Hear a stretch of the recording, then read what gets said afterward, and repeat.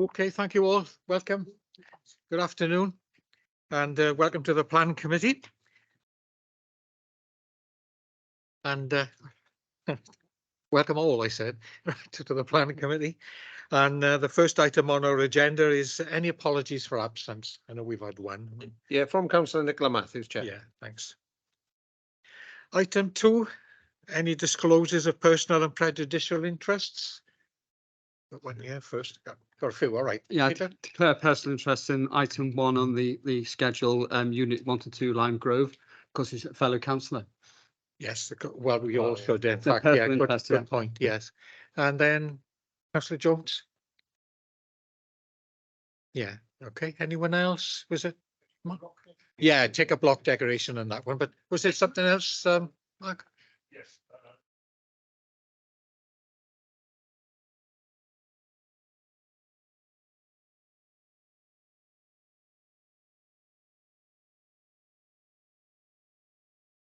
No others?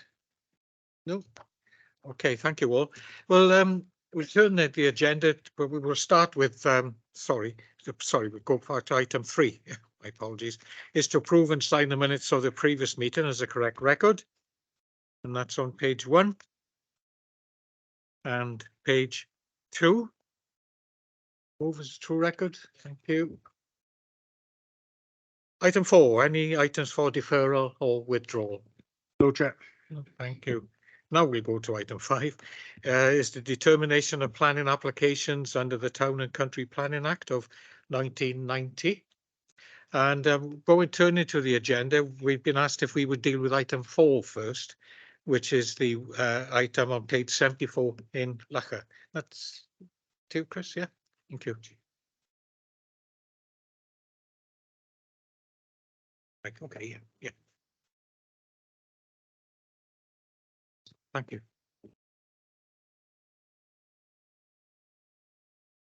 Okay, this application wouldn't normally need to come to the planning committee, but it was actually called into committee by a former ward councillor quite a while ago, and the objection threshold was met at the time. I think we had a petition of over 60 objections, so that's the reason why the application's here today.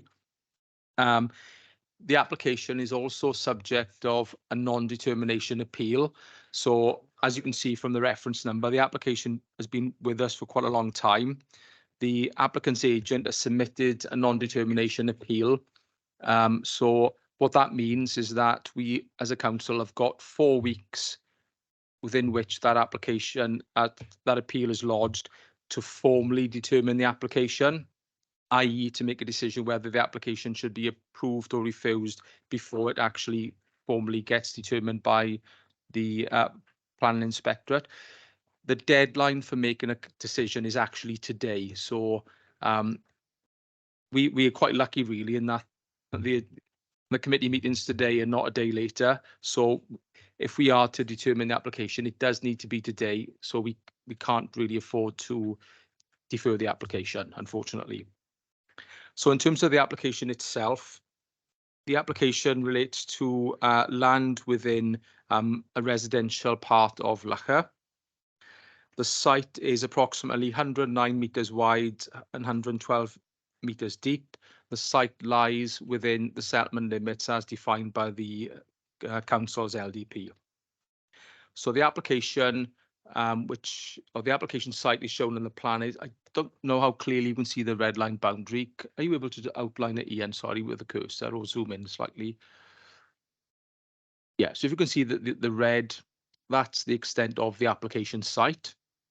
So the application proposes 4 detached dwellings together with 4 garages within the site with associated parking and access works. If you scroll through here, and there is a layout plan which shows the, there we go. So you can see obviously there's four dwellings, each of which has got 4 double garages, I think they are. So in terms of the actual layout of the development, the design of the buildings, we are generally happy with that. There is no real impact on neighbours in terms of overlooking or overbearance impact or overshadowing. You can see that the dwellings are set quite a distance from most of the neighbouring properties. In terms of highway impact, there's plenty of parking for each of the houses. Access to the site is acceptable, as is the general highway network. So there's not been any objections to the scheme from the highway engineers. And our ecologists are also satisfied with the proposal. We've had ecology reports in, and our ecologists have advised us that the development is acceptable in ecology terms.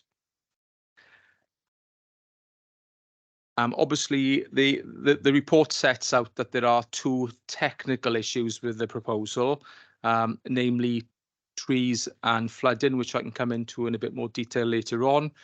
But in essence, the two issues relate to a lack of information. So we had an arboricultural report submitted as part of the application, which has been assessed by the council's tree officer.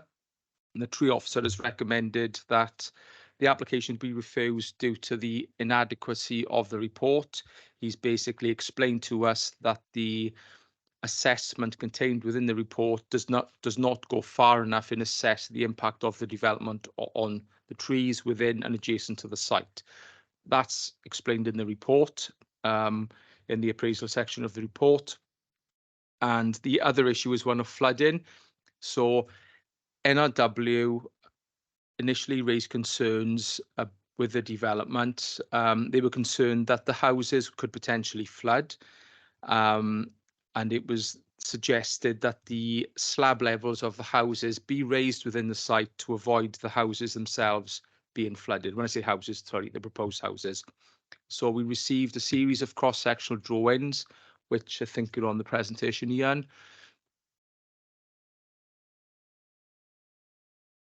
So I don't know how clearly you can make that out. So there are some level changes within the site.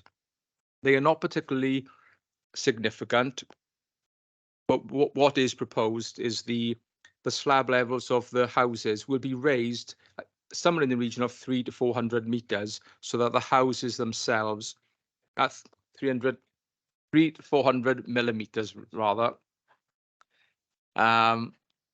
so that they are basically lifted out of any areas prone to flood. So we've reconsulted NRW on those proposed plans. We have not received a response from them yet. The response should have been received yesterday. That was their 21-day deadline, but it wasn't received. But we're assuming that the raised site levels are to their satisfaction. That is an assumption, but based on what they'd said previously, we assume those drawings assess one of their grounds of concern.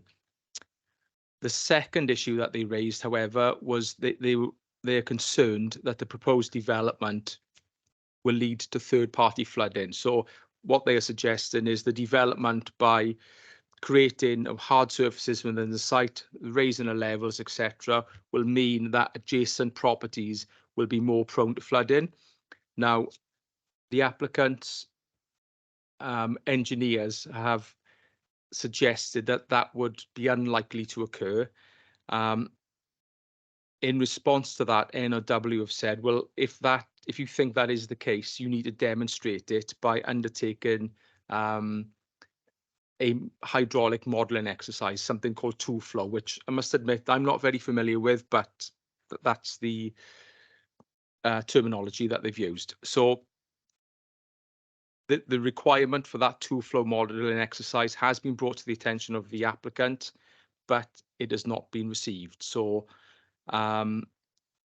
that element still remains outstanding. So as things stand, NRW have still got concerns with the absence of that modelling, as have our own drainage engineers.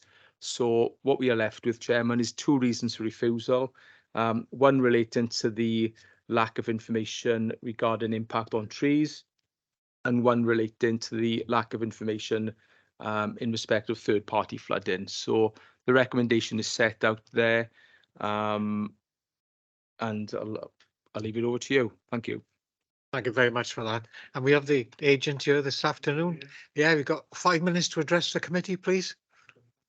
Okay, thank you. The two elements Ian has just brought up. One is the true flow modelling, which was never suggested by NRW. It was a suggestion by our flooding consultants in order to show the council that there was no impact on others.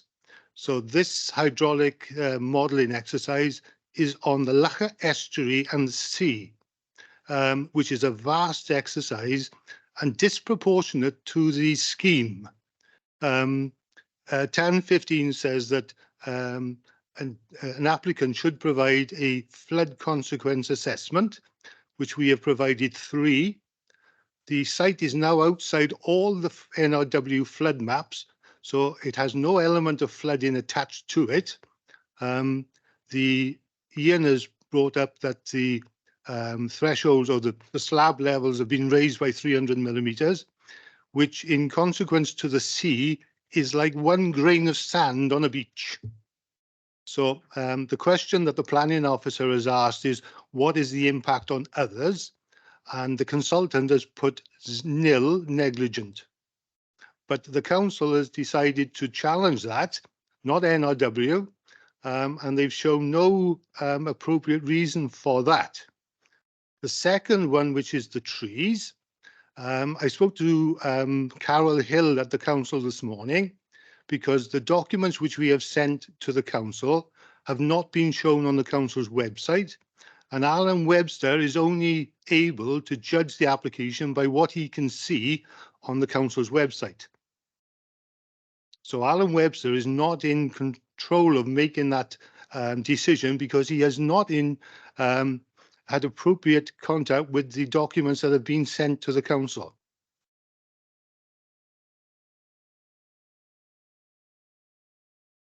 Thank you.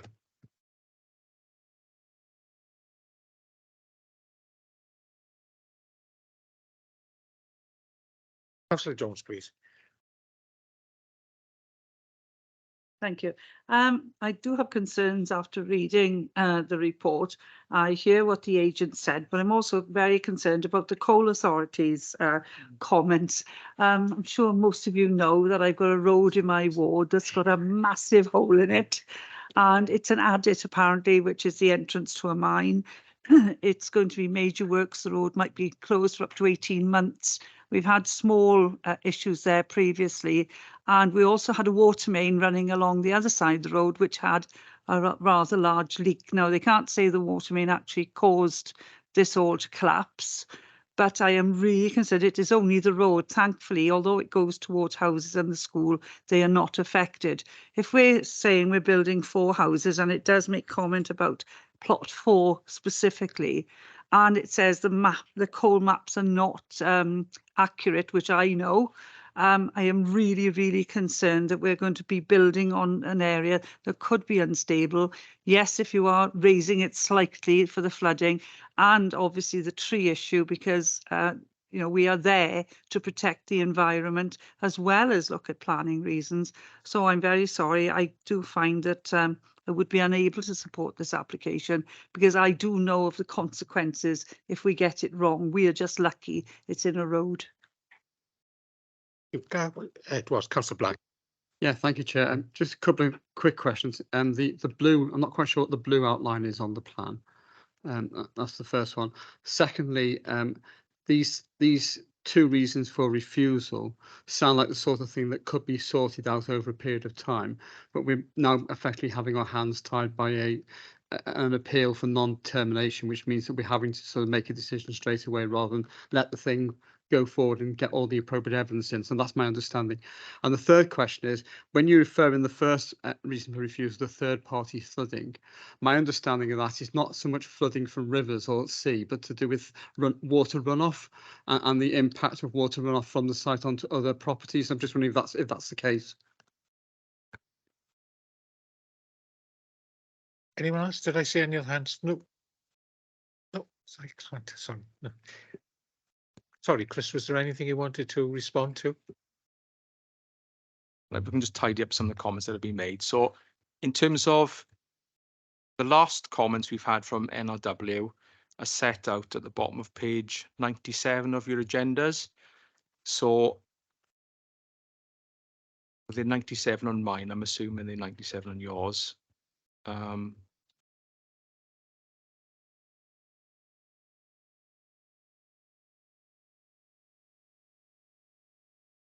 Yeah, so I mean, so if above the two kind of big bullet points, they've said, no, this is the last comments they've had. So they've said, we have reviewed the most recent information submitted in support of the application and consider that our flood risk concerns have not been addressed. So the first bullet point talks about the absence of this two-flow modelling, which has still not been received and basically forms a reason for refusal of the application. So that issue remains outstanding based on the last correspondence we've had from NRW. The second bullet point talks about raising land levels, which again, they've not commented on. So we've had the cross-sectional drawings which show that site levels will be changed. They'd asked that plans be provided which show that the levels be increased. Now that's, as far as we're concerned, that's been done, which is why we're assuming that their point of objection there has been addressed. But to reiterate, the two-flow modelling still not been provided, and that was still a point that was made in their last correspondence to us, contrary to what you've just heard from the applicant's agent. The other point that the applicant's agent referenced was Alan Webster, which is our tree officer. Now, Alan's last comments of the application are set out on page 109. And Alan made these comments, it was something like the 16th of June this year. So you're talking 2 to 3 weeks ago. So Alan is the final version of his comments are based on the latest set of information that we've had provided by the applicant. And Alan has seen that he's been consulted and he's looked at the revised information and has basically said that it still doesn't address his concerns. I can read them out to you if you like. So his final comments are: objection, more information required. The tree information supplied with this application is not in accordance with the British standard. It goes on to say the assessment does not identify other impacts. And then he's questioned also the professional accreditation of the author of the report and so on, which I don't really want to go into that at the moment, but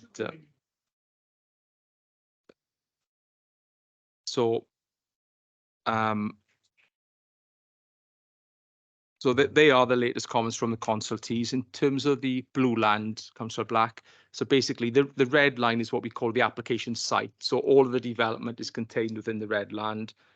The blue land is other land controlled by the applicant. So it's not land that forms part of the development site, but it's other land that they own or control. I'll have to go back to the, from memory, the initial concern from NRW is from tidal flooding. And just go back to their comment, sorry.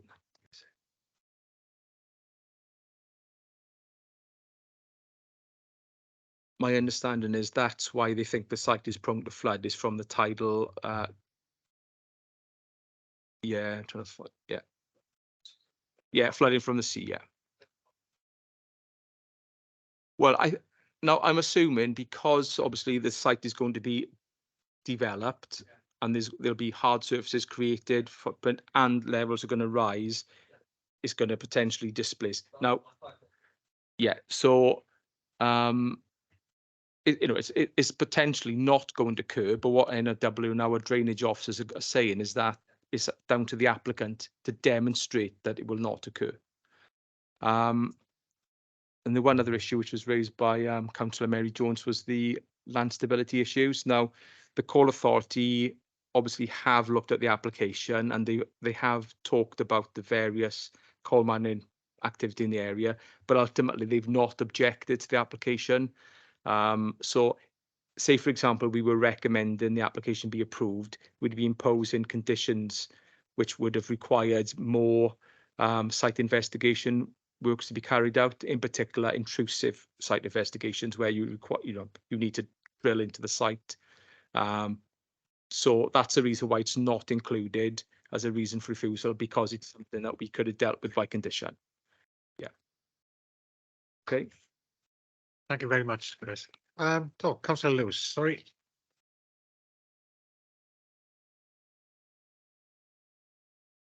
Thank you. Thank you. No, when I heard the officer read his report, basically it came down to almost two items. One was the trees, and the other was the flooding, which I would have thought both could have been sorted out. At the end of the day, trees are trees, and if you can come up with an alternative scheme for trees in there, because I remember the one in Sketty or Sketty up there with the university. You were moving trees around up there, and you were putting trees into gardens that weren't even there. But I just think that on this issue, this is something that could be sorted out, and the flooding could be sorted out at a reasonable. And I would say it should be deferred, Chairman. Well, that's my record. I think it should be deferred, but it's the committee decision, and obviously I'm not going to get. But we are in a position where we need a decision. There has to be a decision made today. Sorry, Councillor Lewis. Yeah, I'm a bit confused. Why is it being left to this late juncture to bring this to the committee? Can you answer that, or can somebody answer it? Yeah, basically there have been a series of amendments to the application. So this, from memory, the application site itself, so the red line boundary has been amended. We've obviously had various reports submitted. So the application first came in 2015, and for whatever reason, it didn't really go anywhere back then. And I think it just lay dormant until I think it was last year. So the current agent was asked to get involved at the request of the applicant. And from that point, we've been trying to work towards getting a positive resolution to the application being approved. So there have been a series of amended plans, but obviously we've got to the point where the applicant has lodged this non-determination appeal, and I think Councillor Lewis is correct that there are only two issues to be resolved. If they had not lodged a non-determination appeal, we probably could have dealt with them. But the point is, the situation we're in today is we have got to make a decision today. We can't, if we defer it, we lose our opportunity to make a decision on the application. Today is the deadline for us to make a decision as a council. So, but you are right, they are two technical issues which ideally could have been resolved, because it's quite a nice scheme, really. It's, four nice size houses, it works, but obviously we aren't in a position to recommend approval based on the information we've got. So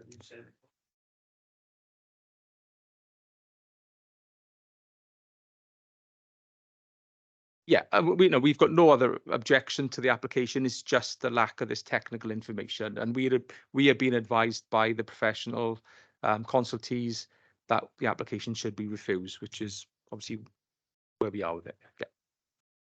Okay, thank you. We've got no other hands up to speak then, no? So you can see the members, you can see the recommendation there on page 119 is one to refuse. So we will take a vote on that now then, please. Yeah, Councillor Peter Black. Refuse. So 4 refusal. Yeah. Phil Downing. 4. Alan Jeffrey. 4. Mary Jones. 4.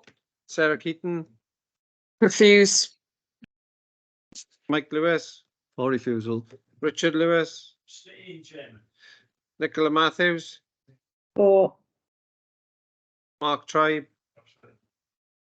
Mike White. 4. Andrew Williams. 4.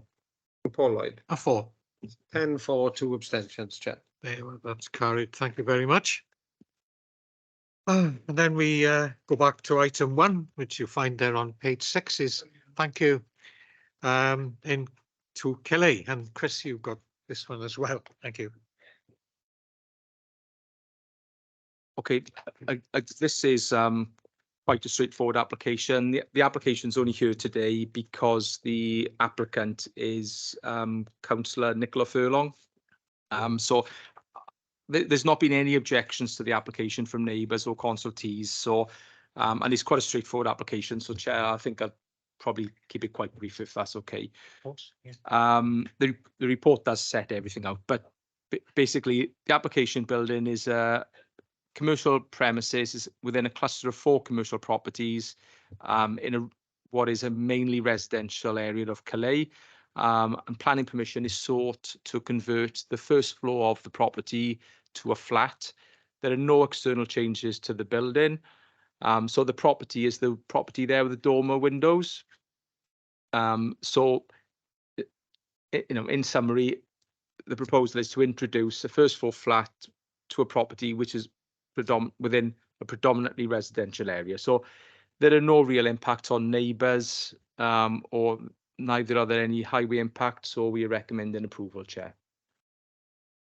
Okay, thank you very much. Any member wish to speak? Councillor Black? Is there separate access to the flat? I didn't see that. I think there is, yes, yeah. Okay. Okay, I just couldn't see it in the plan. Thanks. Yeah. Any Yeah, other at the member? foot there, yeah. Councillor Jones? It doesn't matter, I wasn't going to speak, but the photograph is not very good. It looks like it's the house, which it isn't. You know, there's a pair of semis. It's the one round the corner with the brown on it. Yeah, with 3 dormers. So it doesn't, it's Yeah. the one with the 3 dormers round the corner, which is part of it. It was a flat previously, then went to part of the business, and now obviously they're asking to Yeah, take it back. There is parking and there is separate access, so I understand. yes, yeah, there's a parking space at ground floor. I've put that photo in just to show the kind of, rather than the property itself, just to show the context, that the fact that it lies within a residential area. Yeah. Yeah. Okay, any other member wish to speak? Okay, well, you see the recommendation there is to approve. So we take that vote now, then, please. Yeah, Councillor Peter Black, For. Phil Downing, Or Alan Jeffrey, Or Mary Jones, For. Sarah Keaton, For. Mike Lewis, or Richard Lewis,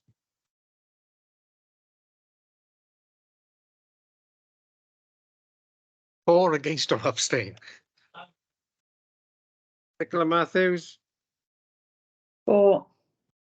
Mark Tribe, Mike White, or Andrew Williams, and Paul Lloyd. And 4, thank you. Unanimous. Just unanimous. Thank you very much. And then we move on to item 2, which is on page 16, and we go to Black Pill. Thank you very much. Again, that's.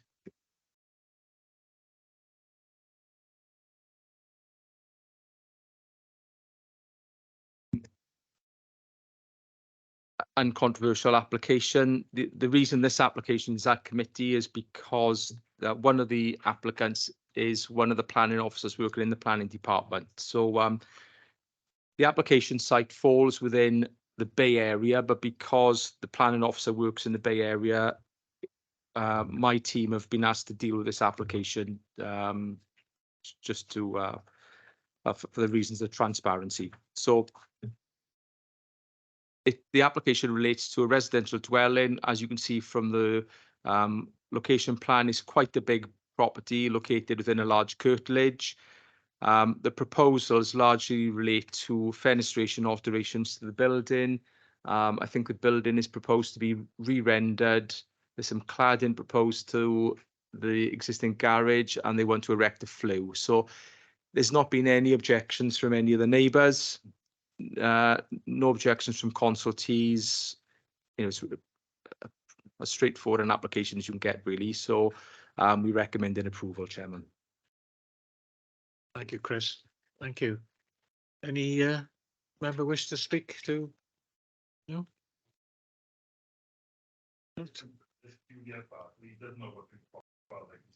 the middle lane itself. Is next.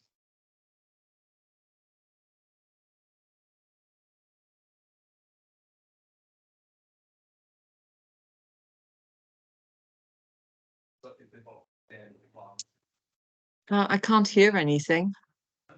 Oh, sorry. Sorry, yeah, so the Juliet balcony is on the far right at first floor level, councillor. You can see it there, but I mean, it obviously, there's a window already there, so any overlooking impacts is not going to be, will not be any worse than there are at the moment. If you go back to the existing rear elevation here, you can see the window there, councillor. So there's obviously a big window in that position anyway. So it's just replacing a window of a different shape. Yeah. Another member wish to speak? No, thank you. Okay. Again, you can see the recommendation there is to approve on page 21 there. So we take a vote on that now, please. Go. Yeah, Councillor Peter Black, For. Phil Downing, For. Alan Jeffrey, Or Mary Jones, 4. Sarah Keaton, 4. Mike Lewis, For. Richard Lewis, Nicola Matthews, 4. Mark Tribe, Mike White, For. Andrew Williams, For. and Paul Lloyd. For. Unanimous again, Chair. Very much.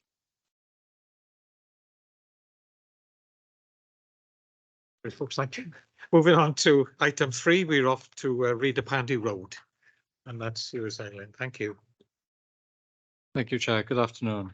Okay, this application reported to Planning Committee as the site area of the application exceeds the threshold of 2 hectares.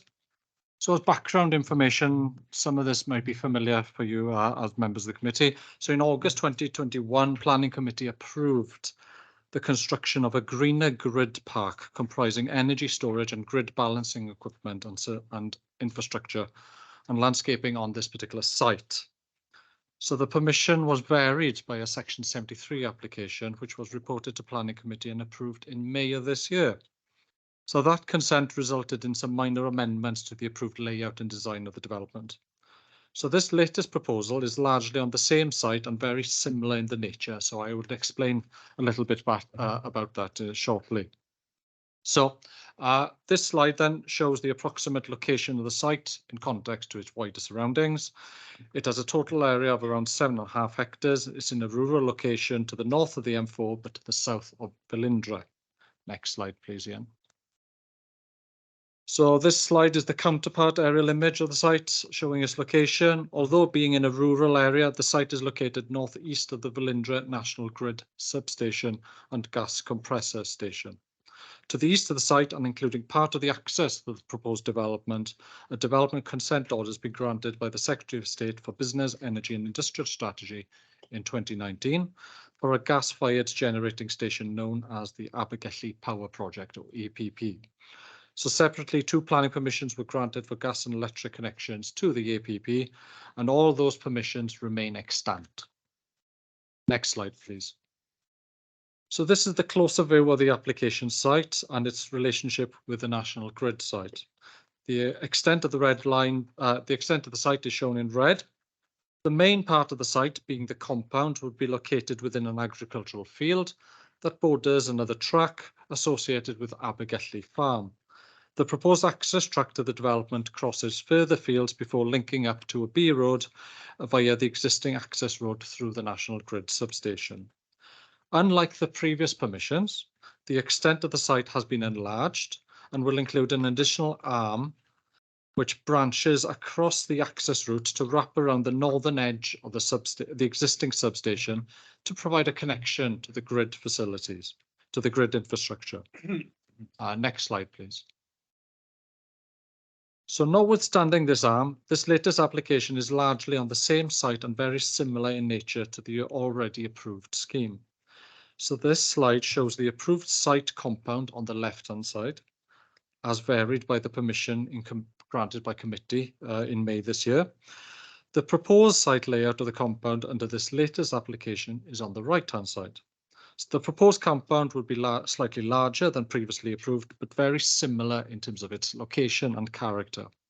So for context, the approved schemes were for the construction of a greener grid park, comprising an energy storage and grid balancing facility with associated infrastructure and a track.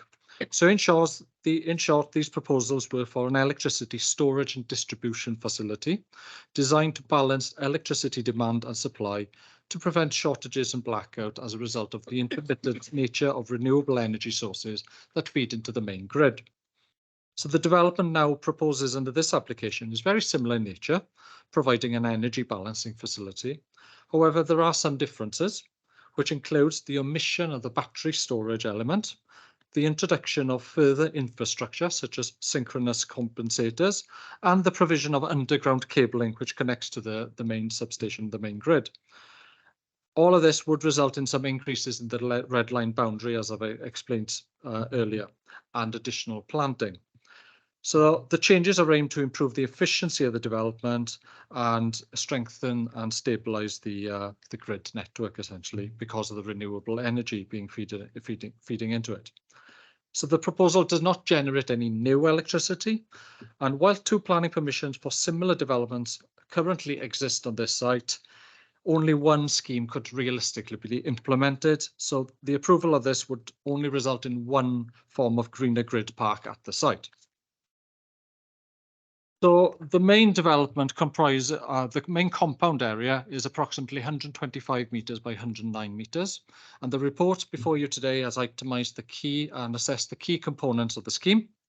Of note are the centrally located energy management system buildings, which have a footprint of around 15 metres by 25.5 metres, reaching a height of 7 metres. These would be metal profiled sheeting. Between the buildings, there will be a series of coolers enclosed by a 4-metre high noise attenuation wall. The southern half would include smaller outbuildings and office and control rooms and monitoring equipment and an emergency generator. And the northern half would comprise of high voltage area, which includes transformers and various plant and equipment. So the compound would be largely gravel, enclosed in 3.4-metre high fencing and security features. Palisade fencing would enclose the high voltage area for additional security. Some ground reprofile works would be required, and surrounding the compound will be considerable amount of new landscaping and planting to lessen the impact of the development on the landscape. Next slide, please, Ian.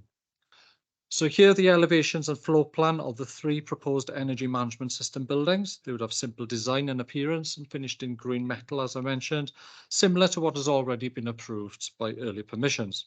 Next slide, please. So this slide is a accumulation of the type of smaller structures, plant and equipment that would be located within the compound. The top slide shows the 3 energy management system buildings in a row and surrounded by various plant and equipment. Next slide, please. So the application included an artist's impression of how it is envisaged that the site would look when all the landscaping is in place and has matured.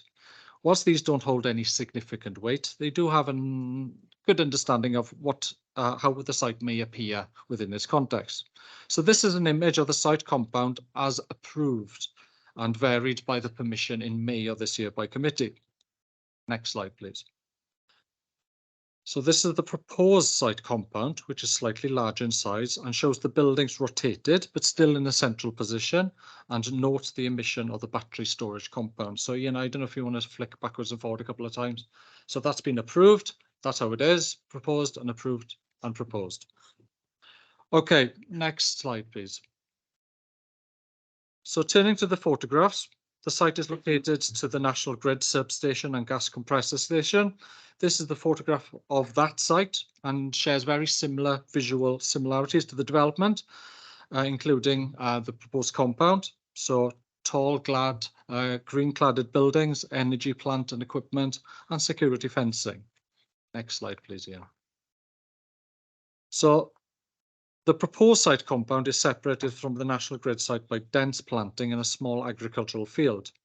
There is a right of way nearby, but it's not easily accessible. The approved scheme in this latest submission will involve construction of a new access road from the National Grid road. And this photograph is taken near one of the public footpaths, which skirts the National Grid site, looking across a small field and towards the site compound. Next slide, please. So while it's noted that this latest application is a standalone full application, the original planning permission for very similar type of development on this site is still extant and remains a significant material consideration in what's before you today. The principle of the development remains consistent with relevant national planning policy, especially with providing additional and relevant infrastructure to support renewable energy. And there is a reasonable case made by the developer as to why it needs to be located in this countryside location because of its convenience and connection to the grid and next to the existing substation. It is within a solar local search area, but it represents a small fraction of that area and has some linkages to the renewable energy infrastructure network. So the principle of the development, as previously considered, they are still considered acceptable. So there have been a number of material planning considerations applicable to this scheme, which has been assessed throughout the report before you, and then weight afforded to the extant permission as well, which got to be part of that balancing argument. So whilst it's in the countryside and next to the National Grid substation and the consented Abergelli Power Project site, we acknowledge that this would have very much aligned in visual terms with that kind of the context. There has been an updated landscape visual assessment of key viewpoints, and they've been carefully examined. And whilst there would be a degree of landscape change, it's not an unreasonably harmful one, and there would be comparable impacts to the extent permissions that has already been granted. This will be supplemented by considerable new planting and landscaping around the site. And it's not considered that the approval of this application would compromise the delivery of the consented Abergelli Power Project. In terms of ecology, the site is adjacent to the Llety Morville Site of Importance of Nature Conservation, a sink essentially, and a stream which connects to the Afon Llan, which then eventually drains to the Carmarthen Bay and Estuaries Special Area of Conservation, Bury Inlet Special Protection Area and Ramsar site. Several ecological reports have been submitted, but considered by NRW and the planning ecologists, and there have been no objections subject to conditions, many of which are very similar to which had been previously imposed on consented schemes.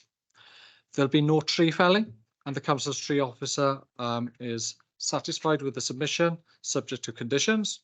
And as I mentioned, there'll be considerable new planting and landscaping, which are also conditions. So there are no adverse impacts on ecology and green infrastructure. The site is significant distance away from residential properties, and even with the enlargement of the site and the additional arm to connect the cabling, none of these cause any significant residential amenity issues. We've had a revised noise impact assessment, which was considered by the pollution control team, and subject to conditions, there are no objections.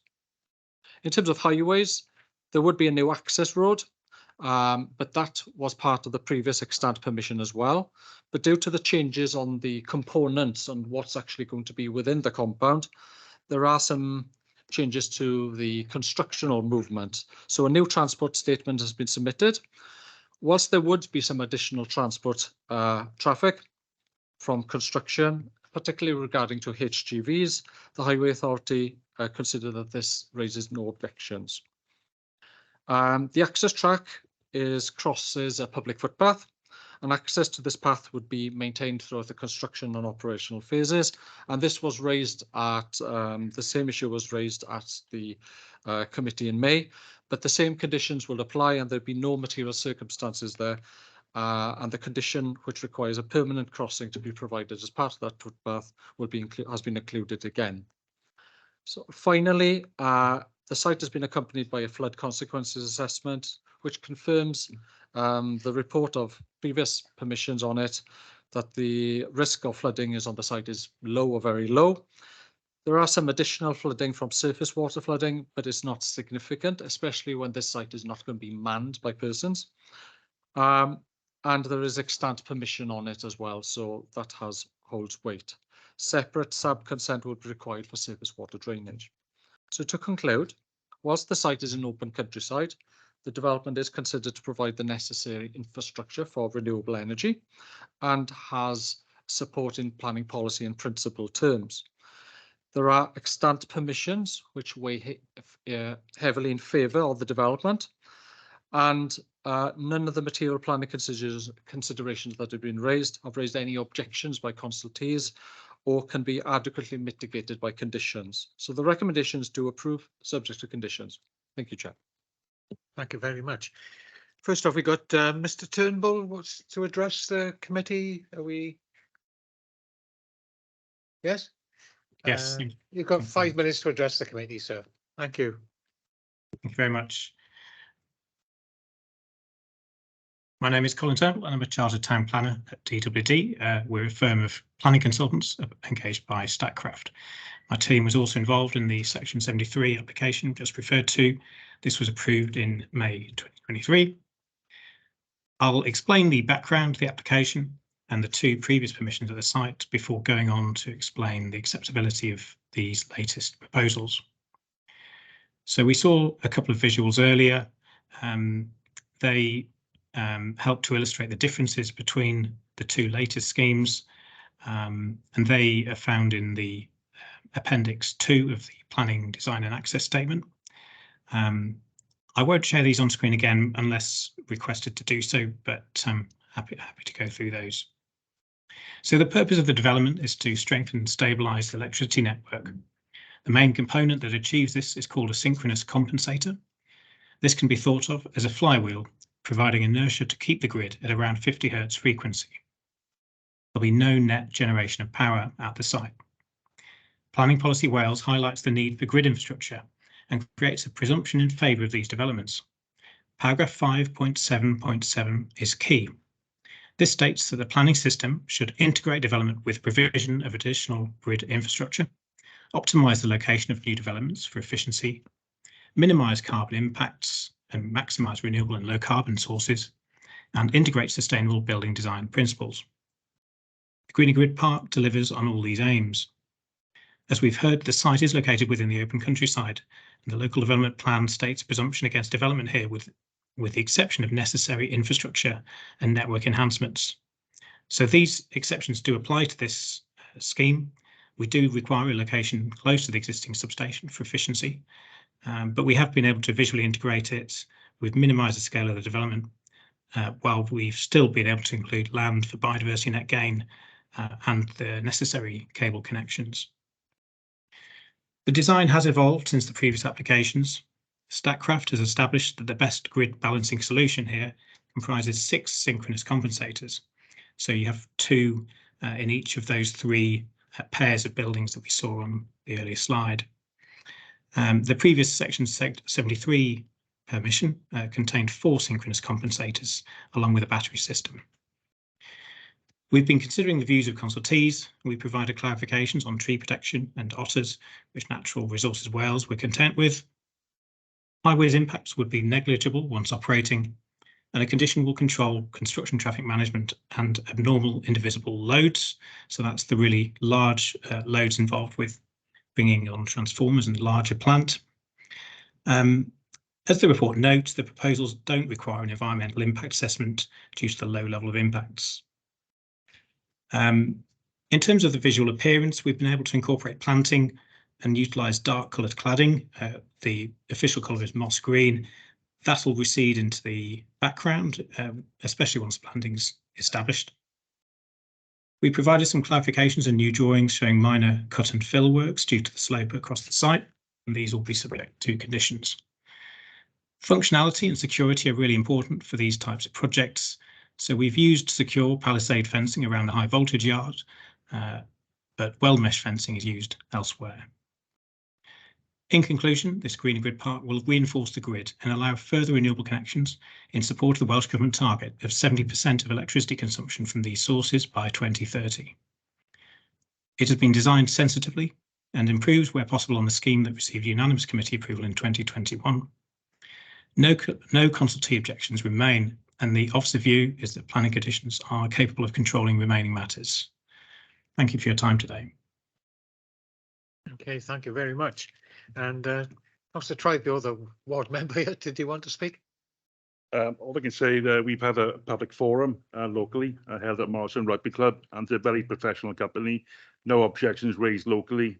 and it's a green scheme, and the locals are all for it. Thank you very much. Thank you. I'll start at the bottom. Councillor Jones and Councillor Lewis. Thank you. It's just some clarification, really. They're saying about the tree planting and everything, because obviously at the moment this is a field.